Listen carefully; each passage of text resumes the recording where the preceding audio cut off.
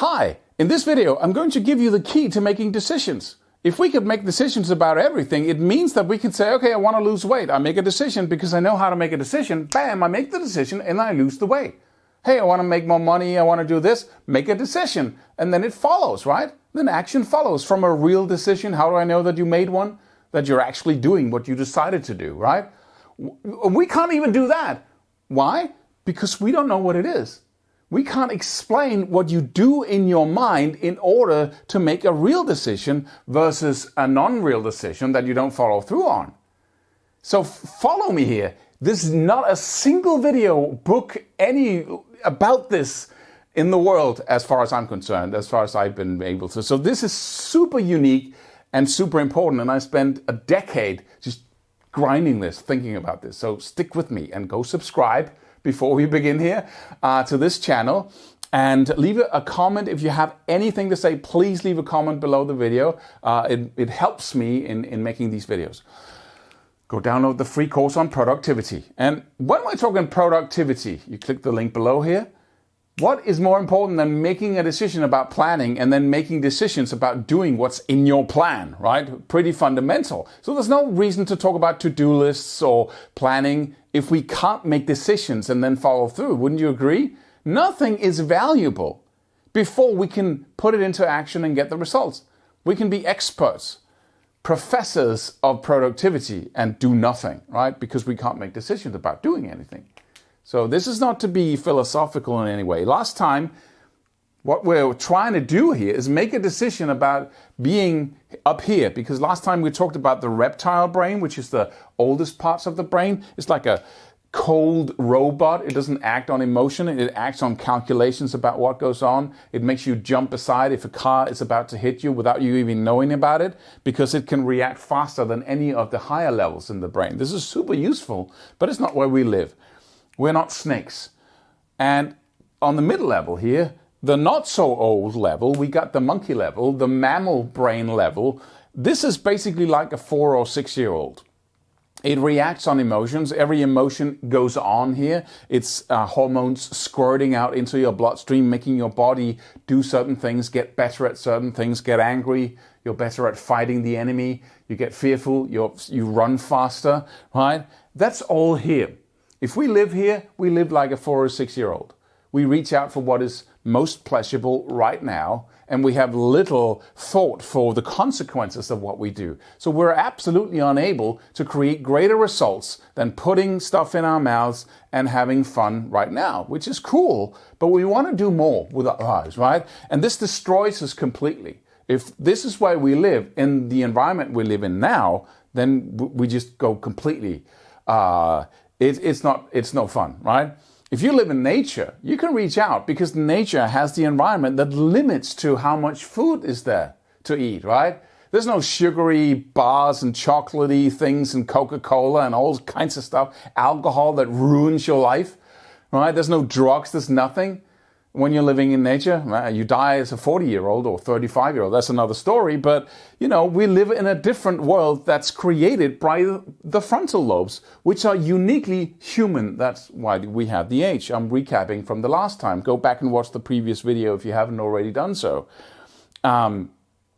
Which is uniquely human. Up here, this is the part of the brain that created all these commodities, the cars, the housing, the running water, all the niceties of living in this day and age.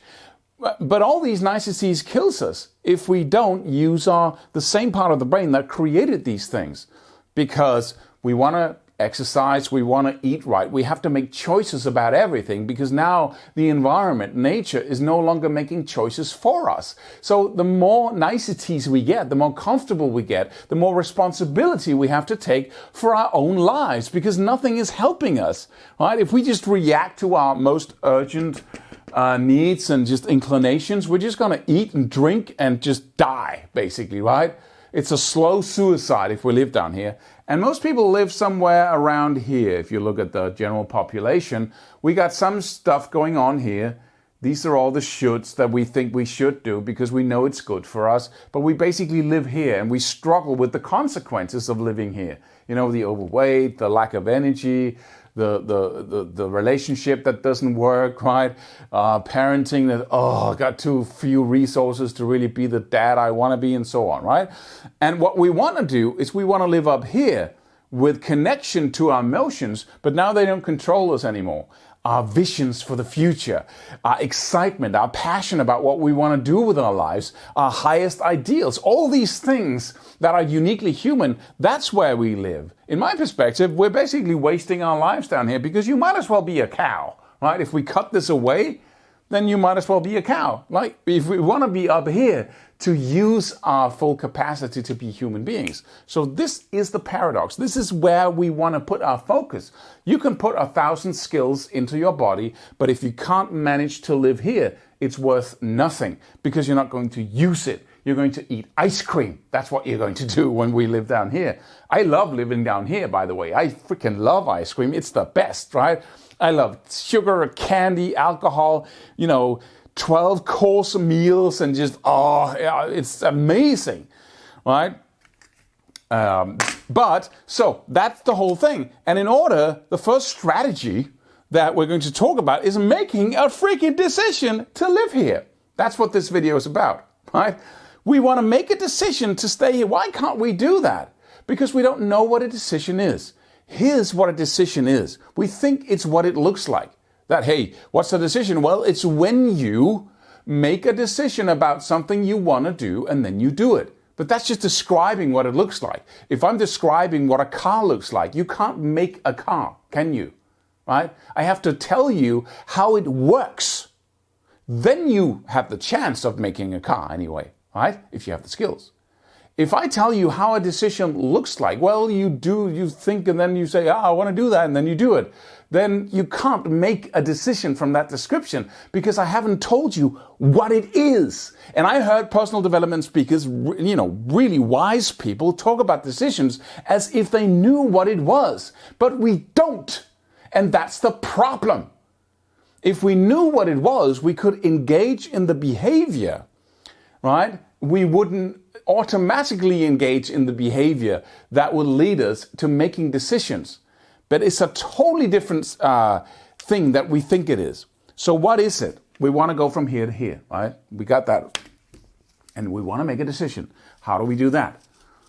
Well, what a decision really is nothing what we think it is.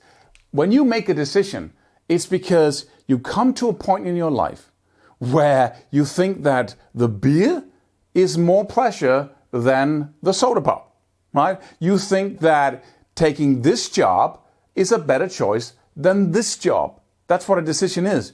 You cannot choose something opposite to your own self-interest. It's not possible. It might look like that you're choosing against. But if you come to me and say, that's not true, Claus, I can totally choose something that is bad for me. See, I'm hitting my head with a hammer now. It hurts. You see, I've proven you wrong. I made a decision here about doing something that's bad for me, and you just said I can't. Well, apparently, the pleasure you feel from proving me wrong is greater, it's greater than the pain you feel from hitting yourself in the head with a hammer. This is less pain than this, I'm proving you wrong. There is no chance that you can do something that is, even if you kill yourself, that is still to you in that moment more pleasurable than not killing yourself. And you know this, right? You heard this before perhaps, but let's just dwell on that because most people just, that's interesting. You can't actually choose something that is against yourself. And if it looks like it is, it's just in the outside viewer's perspective and not in the guy who's making the decision's perspective. He's killing himself because it's more pleasurable. You're on the outside and thinking, that's not pleasurable, but that's in your head, not in his or hers. You can't choose. Just think about that. Take that with you from this video. You can't choose against your own self-interest. It's impossible. And still we say we can make decisions and have free will? If that rule is true and you can't find an exception to it, how can we have free will? Let's not dive too deep into that because you'll just go, and just, But let's use that to say, then what is the decision? Well, it must naturally be when you consider something to be a better, more pleasurable choice. right? Then you will automatically make the decision. You won't make anything, but you'll automatically go in that direction of your own self-interest. So that also means that if you are, let's just draw the two zones here, the mammal and the human, that means that if you live here, you actually have an experience that is more pleasurable than living here. Why? This is why. I'm going to go really quickly through this so we can get it into a YouTube video. People won't listen to these videos if they're over 10 minutes or so, right? But see, what happens is every time you are living here, you're dreaming, right? You're also dreaming up here. That's just another more pleasurable dream. But down here, you think that the reason why the world seems more threatening, the reason why the challenges seem way higher is because you have no resources. You don't feel strong and powerful and energetic and happy and resourceful. You don't. But how that feels is like the world has changed, right? Every challenge, every problem seems much bigger. It doesn't seem like you are any different. It's just like, oh my God, and my mom and these people want this from me, and it becomes so problematic. Right? But it's not you, even though it is. So the brain isn't learning that it's you. It doesn't recognize the fact that it comes from your way of living. It thinks it comes from the world because that's absolutely how it experiences it. When you're living up here and you are resourceful, you're powerful, it's like leaning up against the wall of healthy and energetic, enough sleep, all the right things planned, you thought out your life, everything, right? When you're living up here, the world seemed less dangerous because you are stronger, but it doesn't seem like that. It just seems like the world is less dangerous. The challenges are way smaller. Is that all you got? Right? Because you are stronger.